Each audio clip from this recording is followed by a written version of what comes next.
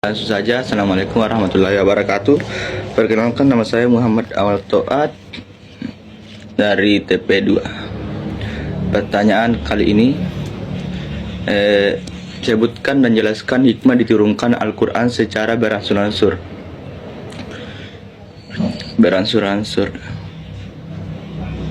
Hikmah diturunkan Al-Quran secara beransur-ansur. Al-Quran diturunkan secara dalam selama 23 tahun. Ada hikmah dan penurunan Al-Quran secara bertahap.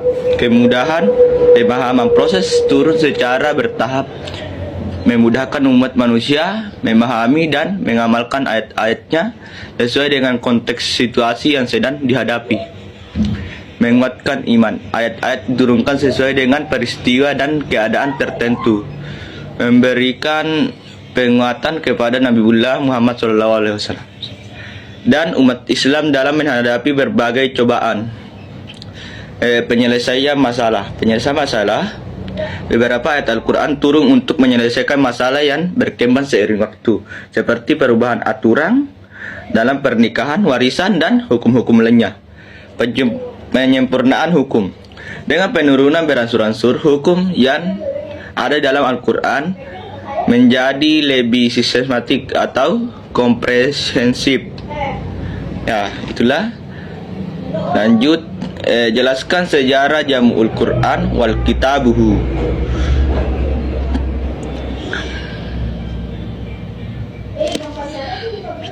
Pada masa Nabiullah Muhammad SAW, Al-Quran diturunkan melalui wahyu yang dibacakan oleh Nabi Muhammad kepada para sahabat, dan mereka mencatatnya di berbagai media seperti pelepah kurma, kulit batu, dan daun.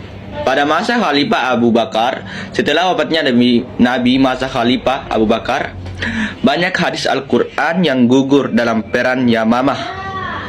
Khawatir Al-Quran akan hilang, Abu Bakar memerintahkan untuk mengumpulkan dan menuliskan secara lengkap atas lembaran kulit. Pada masa Khalifah Utsman, untuk mencegah perbedaan bacaan dan interpretasi, Khalifah Utsman memerintahkan penyalinan Al-Quran dalam satu mushaf yang beragam dan mendistribusikannya ke berbagai wilayah. Pertanyaan yang ketiga,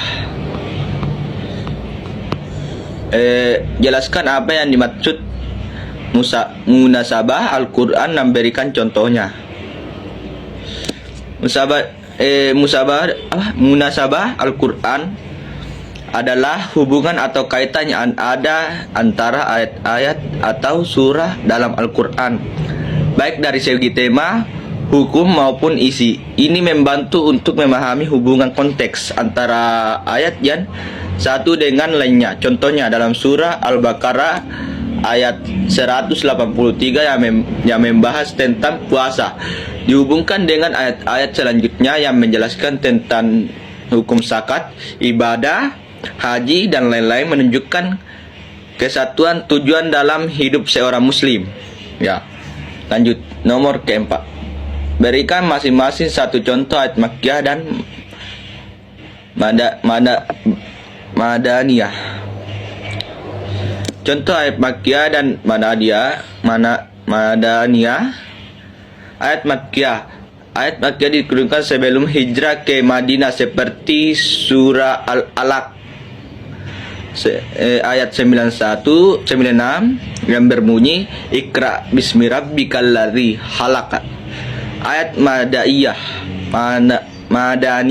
ayat yang diturunkan setelah hijrah ke Madinah, seperti surah Al-Baqarah yang berbunyi la yukallifun nafsan illa usaha. Ya, lanjut, pertanyaan ke terakhir. Ayat-ayat Al-Mukam dan ayat Mustasbih. Ayat Al-Mukam, ayat yang jelas maknanya yang tidak ada kemungkinan penafsiran ganda. Contohnya surah Al-Ikhlas 100, Qul huwallahu ahad, yang maknanya sangat jelas, Tuhan yang Esa. Ayat Al-Mutasabiyah ayat yang memiliki makna yang kurang jelas atau dapat ditafsirkan dengan